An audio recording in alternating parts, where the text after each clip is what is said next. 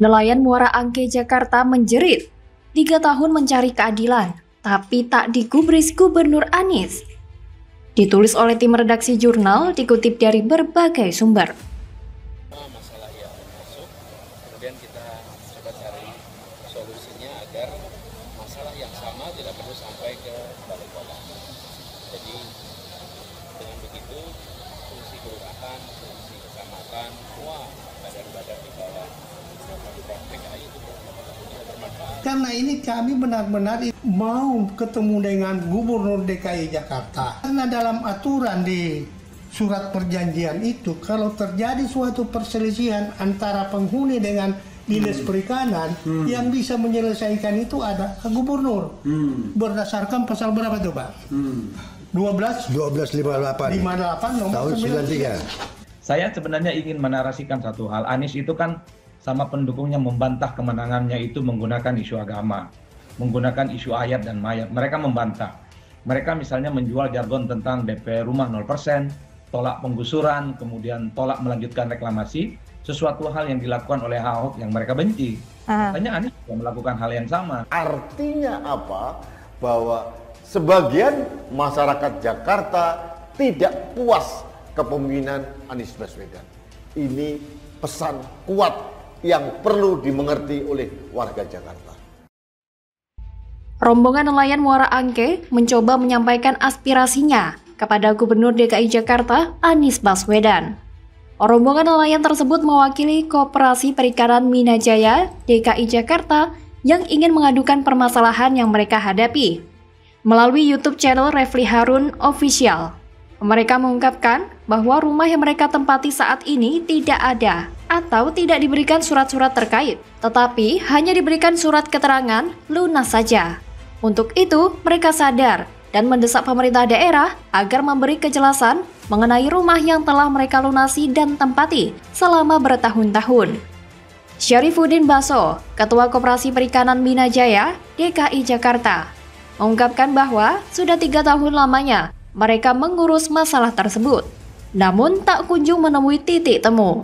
Syarifuddin berharap mendapat atensi dari Gubernur DKI Jakarta Anies Baswedan, karena menurutnya mereka sudah berusaha untuk bisa bertemu dengan Anies, namun selalu gagal. Rombongan nelayan tersebut juga mengaku beberapa kali ingin mencegat langsung Anies di balai kota. Namun saat mereka di sana, ternyata diketahui bahwa Anies sedang berada di luar kota, sehingga tidak bisa bertemu. Miris banget kondisi warga DKI Jakarta saat dipimpin Gubernur Seiman. Mau ketemu menyampaikan aspirasinya aja susah, apalagi nagih janji kampanye yang cuman manis di bibir Anies doang. Makin tambah susah. Kita tahu bahwa selama kampanye Pilgub di DKI Jakarta, Anies ini sering jualan isu keberpihakan, jualan pribumi dan non-pribumi, tapi nyatanya nggak berpihak pada rakyat kecil. Yang benar adalah keberpihakan pada kaum radikal dan intoleran. Ngakunya orang pribumi, tapi gayanya kayak bangsawan dari Arab. Ditambah lagi jualan manisan agama dan istilah rasis, yang ujung-ujungnya malah rasis sama warganya. Beda sama Ahok dulu saat menjadi Gubernur DKI Jakarta. Semasa Ahok memimpin, pintu balai kota dibuka selebar-lebarnya, sehingga warga bisa mengadukan apa saja kepada Ahok dan stafnya. Masih ingat dengan 17 keputusan yang dibuat Ahok dalam tempo singkat untuk menyelesaikan aduan warga yang dikasihinya? Masih ingat dengan Ahok yang sempatkan waktu untuk dengar aspirasi warga, meski setelahnya ia langsung menghadiri sidang tudingan penistaan agama yang mengantarkannya bertapa di Makobrimob? Jangan pernah bandingkan dengan Anies, beda kelas. Lawang perkara ketemu aja susah, alasannya sibuk. Gimana mau majuin ibu kota? Kalawan Abbas aja gak mau dengar kebutuhan warganya. Ya, saya rasa dia sibuk buang-buang duit negara buat pencitraan, ketimbang bikin program yang mensejahterakan. Gitu kan, Nis? Kalau Ahok maksa SKPD DKI untuk membeli bis-bis yang berkualitas internasional dengan merek yang sudah teruji seperti Mercedes dan Scania biar bisa dipakai gratis warganya, Anies bisanya ngapain? Yang ada maksa Pemprov ngutang ke Bank DKI buat proyek balapan siluman. Jadi, yang dilakukan Ahok untuk membuat layanan kesehatan, pendidikan, transportasi, birokrasi, kebersihan, demi kepentingan rakyat. Situ ngapain aja nih 4 tahun menjabat? Bagaimana kalau menurut Anda? Roy Suryo akhirnya jadi tersangka, minta bantuan LPSK pun nggak guna, ditulis oleh Syardi dari siwar.com. Kena juga akhirnya si Roy Suryo, dia resmi berstatus tersangka dalam kasus meme stupa Candi Borobudur. Sebelumnya, Roy Suryo makin bertingkah macam-macam ketika dia merasa hidupnya terancam dan difitnah, sehingga mendatangi LPSK untuk meminta perlindungan. Dia mengatakan LPSK merekomendasikan penundaan atas penyidikan kasusnya. Ini arogan sekaligus tak tahu malu. Dia yang bikin gaduh, dia pula yang mau playing victim, merasa sebagai korban.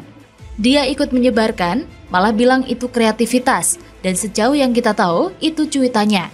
Dia tidak mengancam, apalagi marah terhadap pengunggah asli meme tersebut. Dia malah mau mengulur waktu agar dia aman untuk sementara waktu. Ini adalah tindakan yang pengecut. Merespon rekomendasi dari LPSK, Polda Metro Jaya menyatakan penyidikan kasus dengan terlapor Roy Suryo tetap berlanjut. Jadi bahasa kasarnya, bodoh amat sama LPSK. Tidak mempengaruhi atau proses penyidikan, hanya minta perlindungan kan? Nanti silahkan LPSK yang menilai apakah Roy Suryo sebagai saksi atau korban dalam kasus yang dialaminya, kata Kabid Humas Polda Metro Jaya, Kombes E. Zulpan. Pada akhirnya Roy Suryo resmi ditetapkan sebagai tersangka kasus unggahan meme stupa tersebut. Roy hari ini juga tengah diperiksa sebagai tersangka. Syukur sekali deh. Tinggal satu lagi yang perlu dilakukan, yaitu penahanan. Memang belum ada waktu pasti kapan orang ini akan ditahan atau apakah akan ditahan atau tidak. Yang jelas, polisi jangan sampai terintimidasi oleh tekanan dari pihak manapun. Roy Suryo tersangka artinya salah dan sudah cukup bukti untuk dilakukan penahanan jika perlu. Saya rasa mayoritas juga berharap gitu. Mereka dukung kok. Tapi kalau tidak dilakukan penahanan, sepertinya sama saja deh. Lega tapi masih belum plong. Apalagi kalau nanti di persidangan, hukumannya ringan, tutup mata sebentar aja udah bebas lagi. Tapi jangan pusingkan itu dulu. Mari kita nikmati sambil membayangkan bagaimana reaksi Roy Suryo kalau mendengar kabar dirinya jadi tersangka. Setelah sekian lama menjadi kayak belut licin yang sulit ditangkap, kali ini dia terpleset juga.